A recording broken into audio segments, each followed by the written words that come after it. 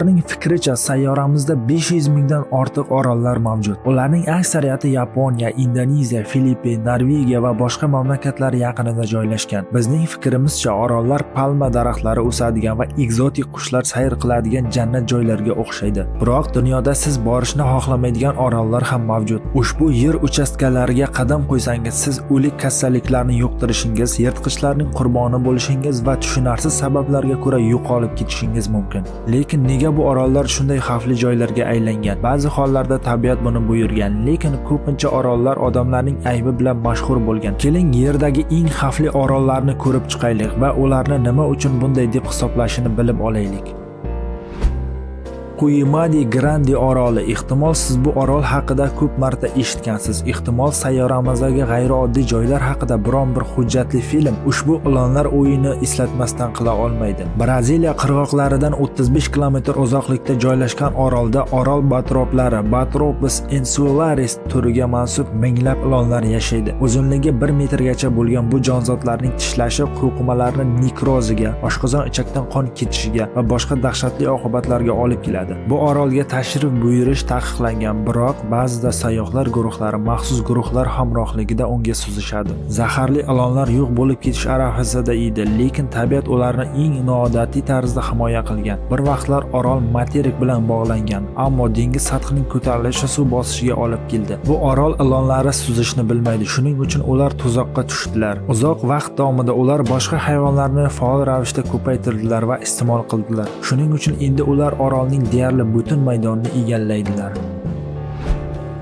Izu arxipelagi Miyakojima oroli. Yaponiyadan unchalik uzoq bo'lmagan joyda Izu orollari guruhi mavjud bo'lib, ular orasida Miyakojima eng xavfli hisoblanadi. 2000-yildan 2004-yilgacha uning ustida Oyama vulqoni otilib, havoga zaharli oltin gugurt bog'larini chiqargan. Bu emissiyalar hanuzgacha sodir bo'ladi. Shuning uchun orolda havodagi zaharli moddalar konsentratsiyasi ko'tarilganda signalni yoqadigan maxsus sensorlar o'rnatilgan. Agar orol aholisi signalni eshitsa, ular gaz niqoblarni kiyish uchun yugurishadi. Axir hech kim ko'z va nafas yo'llarini bezovta qiladigan zaharli moddani nafas olishni xohlamaydi. Keyin esa butunlay bulutli kunga aylanadi. Ammo nima uchun odamlar hali ham u yerda yashaydilar? 21-asrning boshida 3000 kishi evakuatsiya qilingan, biroq ularning ba'zilari bir necha yil o'tib qaytib kelishgan. Va bu nafaqat ularning uylari xavfli orolda joylashgan. Bundan tashqari ma'lum bir ilmiy kompaniya qaytib kelganlarga oltin gugurtning inson tanasiga ta'sirini o'rganishga ruxsat bergani uchun pul to'lagan.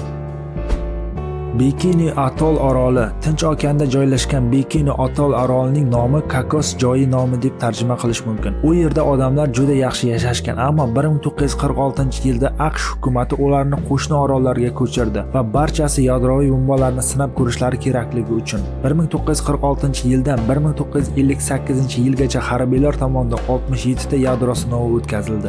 Masalan, u yerda 1945-yilda Yaponiyaning Nagasaki shahriga tashlangani va 80 mingdan ortiq odamning o'limiga sabab bo'lgan semiz odamga o'xshash bomba sinovdan o'tkazilgan. 1968-yilda AQSh hukumatı orolda yashash uchun xavfsiz ekanligini e'lon qildi. Biroq bularning barchasi yolg'on edi. Uyga qaytgandan keyin 840 ga yaqin odam saraton kasalligidan vafot etdi va bu ommaviy o'lim ehtimol yadroviy sinovlarning oqibatlari bilan bog'liq. Ushbu dahshatli voqealardan yarim asrdan ko'proq vaqt o'tganiga qaramay, Bikini Atollida o'sadigan o'simliklar hali ham xavfli. Shuning uchun bu orolga bormaslik yaxshiroqdir. Gruinard oroli. Shotlandiya hududida Gruinard oroli bor va uning taqdiri ham juda qiyin bo'lib chiqdi. U yerda hech kim yashamagan. Shuning uchun Parton Down harbiy laboratoriyasi Angliya tadqiqotchilari unda biologik qurollarni sinab ko'rishga qaror qilishdi. 20-asr o'rtalarida orolga 80 ta qo'y olib kelingan.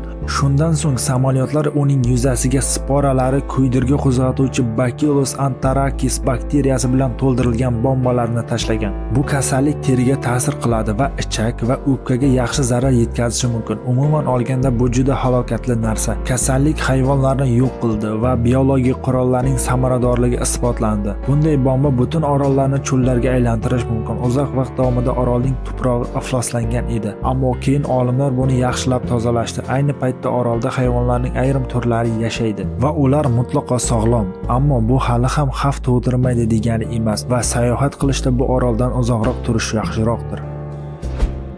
Shimoliy Sentinel oroli Tailanddan unchalik uzoqda bo'lmagan joyda jangovar aborigenlar yashaydigan tanho Sentinel oroli joylashgan. Ular hech kim bilan bog'lanishni xohlamaydilar, shuning uchun ularni kam odam ko'rgan. Olimlarning fikriga ko'ra, aborigenlar jamiyatda 400 ga yaqin odam bor. Bu sivilizatsiya ta'sir qilmagan odamlarning so'nggi aholisi ekanligiga ishonishadi. Orolga yaqinlashmoqchi bo'lgan odamlar bunga javoban o'q va nayza yomg'irini olishadi, chunki mahalliy aholi hech kimni yaqinlashtirmaydi. Qoidaga ko'ra orolning barcha mehmonlari hayotdan ko'z yumadi. 2006-yilda mahalliy aholi orolga tasodifan tushib qolgan 2 hind baliqchini o'ldirgan. Ayni paytda insoniyat mahalliy aholi bilan bog'lanishga urinmayapti. Orol zilzila va sunamidan zarar ko'rganida mahalliy aholi samolyot va qayiqlarga o'q otgan. Ularning oldiga bormaslik yaxshiroqdir va nafaqat mahalliy aholining dushmanligi, balki ularning sog'lig'i uchun ham. Gap shundaki, orol aholisi endi biz uchun xavfli hisoblanmaydigan kasalliklarga qarshi immunitetga ega emas